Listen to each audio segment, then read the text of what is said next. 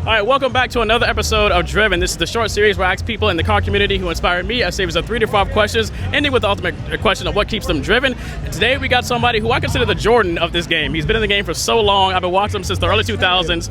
I want to say about since like 2005 or 2008, something like that. So if you don't know who he is, you need to know. This is Mr. Vaughn Gittin Jr. How's it going? Wonderful, man. Awesome. Enjoying a beautiful day at Hyperfest. Awesome. So like 3 or 5 questions. Want to give it 3? Whatever you want. Okay. All right. So when it comes to Ford, RTR to me is now bigger than Roush and Celine and like Shelby and all of that. So and you also have built like an amazing team with you and Ben and now T-Pain's involvement. Well, so when you started drifting, did you ever think that it would come to this, that you made it this far? No, I mean, I had no idea. Like, I'm not surprised because I know the effort that we put into it. But no, I think really, for what we're doing in the Ford and obviously starting out in Mustang culture, like, it was just needed, something fresh. And we've come into it with a fresh take and a fresh attitude around it. And, our compass is doing cool shit and having fun. Yeah. And people are resonating with that. And we've always, since day one, just been us. And that's why we say, available to all, not for everyone. And we're very proud of that because we're just happy with who we are, and the people that resonate are our people. And that's what this culture is all about. Just being yourself, and so it's very humbling hearing you say that. But we're just going to continue doing the stuff that we love, and hopefully that continues, in the same trajectory up as it's been. Awesome. And yeah, you're right. You're definitely kept drifting fun, and that's a great thing that really just emanates from you and the team. And you really have kept, I feel like Mustang has really come back in resurgence. Now, granted, because other chassis have gotten way expensive, and Mustangs have always been here in the U.S. And while out here in the Patriot, I've seen Fox bodies, I've seen S197s, I've seen SN95s. So out of all the Mustangs that we've seen on here, how many Mustang generations have you driven, and do you have a favorite over all of them? Yeah, I mean, so I've driven just about everything. I haven't, if you consider SN95 and New Edge, very similar to Fox chassis, I've not spent too much time in them. But I think it just depends on like what the goal is. Like for absolute kill mode and Formula Drift, S650. Gotcha. But like for a beginner, S197s are just affordable and stupid simple. Straight axle. You ain't got to worry about a bunch of arms moving in the back. They're bulletproof. The 5 liters are bulletproof. So for a beginner, that wants to just go and buy a cheap track day car, that. For someone that wants to have a nice daily, they can go drift. S650 comes with a drift brake. Right. So it just really depends on the task. And then, of course, you have style. I love, obviously, what we do to the cars, but I've fallen in love with S650. Everything to me right now looks old. Yeah. But then you can't deny the coolness of a Fox body.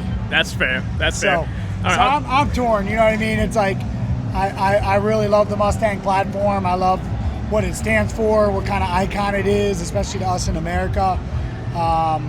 So yeah, it's cool to see a whole lot more. When I started in 05, people were laughing at me. They're like, "You're gonna trade your S13 for this big giant thing?" Right, it was the Falcon Tire one, yeah, wasn't it? Yeah. So I still have that car, and it's been cool to see the progression, and it's also what I love about drifting. It's style, personality, and what you like, and so that's what we're seeing. People start to vibe with Mustangs and American muscle. Awesome. Okay, 3 more questions. Okay, so one, what I've noticed is as things get more expensive, a lot of people are turning to the V6 Mustangs and calling them like the American 350Zs to have like their simple seat time kind of cars. What do you think about that? Do you think it's still a viable platform at a V6 engine?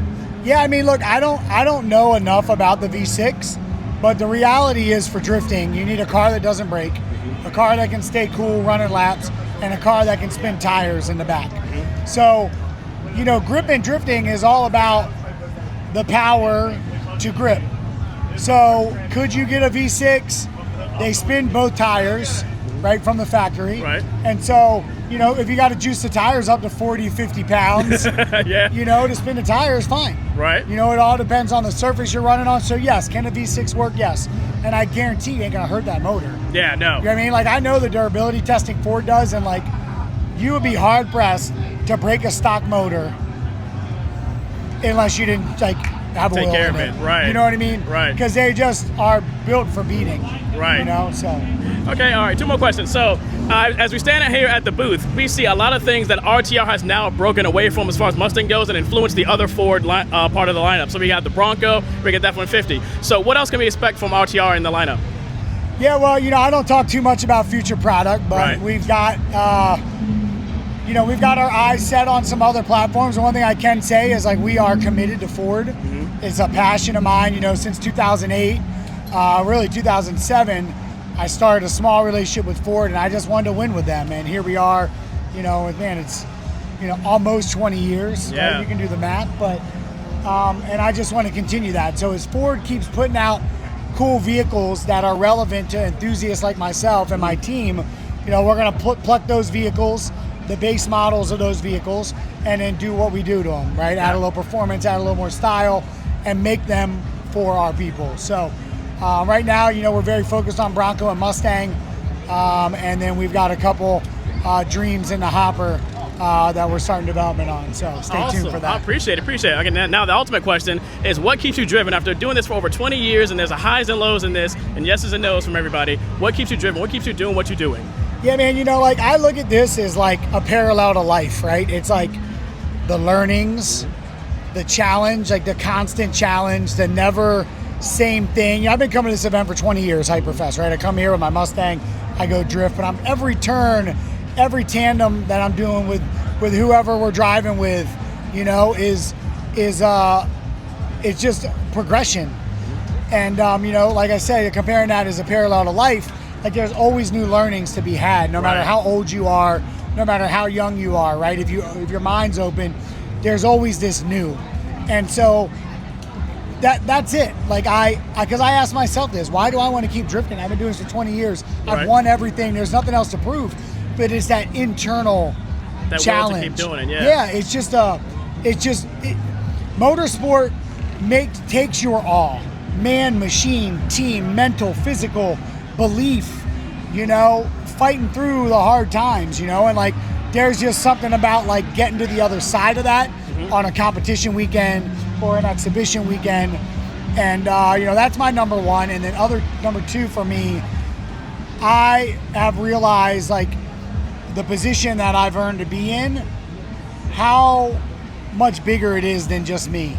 And what it does for others. Right. And I love the car culture so much. It's all I've ever wanted to do my whole life. Right. Was cars. Yeah. I didn't know what.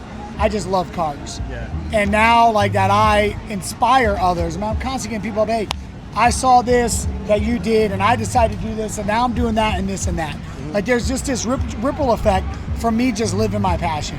Yeah. And so that's another element to me that is a driver that, you know, I'm just grateful to be in this position and to be able to have that impact on people, and I want to do it as long as I can. Yeah, no, that's very apparent, like, when I see you, because, like, I don't know if you noticed it, but obviously people were watching, but there was a moment when you were coaching T-Pain on a certain portion of the Patriot, and I could see the passion that you were having to, like, that you wanted to see him do better at that particular portion of the turn that he was talking about. And so, like, that passion that you have, it's everybody can see it. So it's an inspiration for everybody. Yeah, thank you. So, yeah, well, I appreciate it. Thank you so much for your time. Thank you. Look forward to seeing you out there again. Hell yeah. Appreciate it. Thanks a lot. Thanks.